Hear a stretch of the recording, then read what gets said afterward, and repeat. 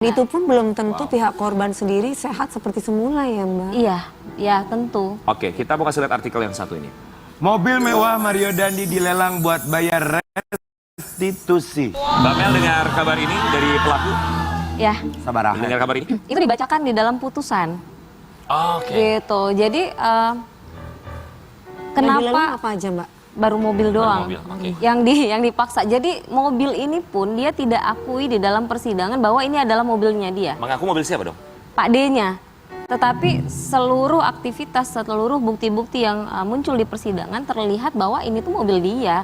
Gitu. Makanya hakim mengabaikan bahwa ini adalah mobil Pak D-nya, sehingga dilelang lah.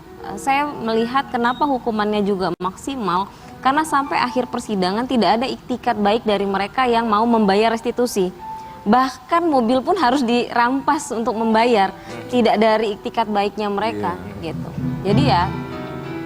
Oke, untuk masalah restitusi ini sendiri, tanggapan dari keluarga terdakwa seperti apa dengan 25 miliar? Saya dengar juga di media, kemudian kita ada dialog di beberapa media juga ya dengan kuasa hukum dari terdakwa. Yang dikena restitusi kan pelaku utama aja nih, si Mario Dandi. Nah mereka bilang mereka senang sekali karena sudah turun dari 120 miliar menjadi 20 miliar. Tetapi kami melihat bahkan yang 20 miliar pun mereka juga tidak akan penuhi. Mereka sampaikan bahwa mereka juga tidak ada kemampuan untuk itu, gitu. Mereka menyatakan tidak ada kemampuan? Iya, even 25 miliar ini juga masih harus kami pertanyakan juga nilai 25 miliar itu. Saya bilang nggak usah ngomongin 25 miliar ya.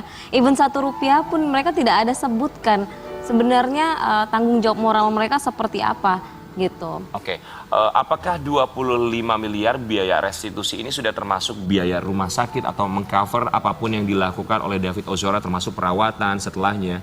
Ya, kami melihat sebenarnya nilai dari 120 miliar ke 25 miliar ini tuh nilainya tidak, memang jauh ya.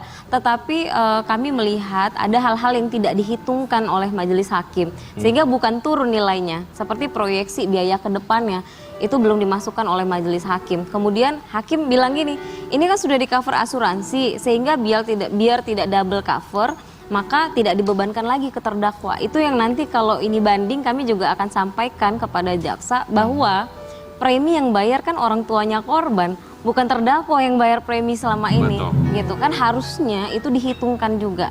Jadi pun hakim bilang angkanya segini, kalau mereka tidak bayarkan atau ada biaya-biaya yang muncul ke depan, maka keluarga bisa mengajukan gugatan lagi kok.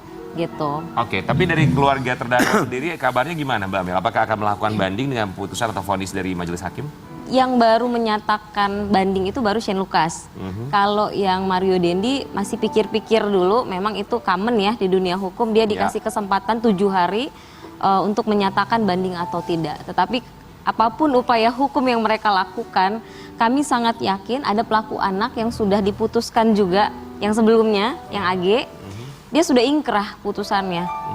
Kami melihat seluruh unsur ini sudah terpenuhi secara sempurna gitu. Sehingga mau dia banding, mau dia melakukan upaya hukum apapun, kami sudah yakin akan sama dengan putusan majelis. Walaupun netizen bilang, wah nggak yakin nih Mbak Mel, hati-hati ada gebiar diskon gitu ya. Hati-hati nanti di putusan yang selanjutnya banyak diskon-diskon atau potongan-potongan ya. Saya yakin kita kawal terus lah. Yang kita dengar bahwa untuk biaya restitusi ini juga sebagai biaya restitusi terbesar dalam sejarah untuk penganiayaan berat rencana ya? Ya benar. 25 miliar. Sebenarnya bukan hanya dalam penganiayaan, di seluruh perkara di Indonesia semenjak Ini yang paling besar Mbak. ini terbesar. Semenjak LPSK menghitungkan ini dari 2010, ini adalah restitusi terbesar. Sehingga gini, saya ingin masyarakat tahu bahwa restitusi itu layak diperjuangkan sebagai hak ya, sebagai hak.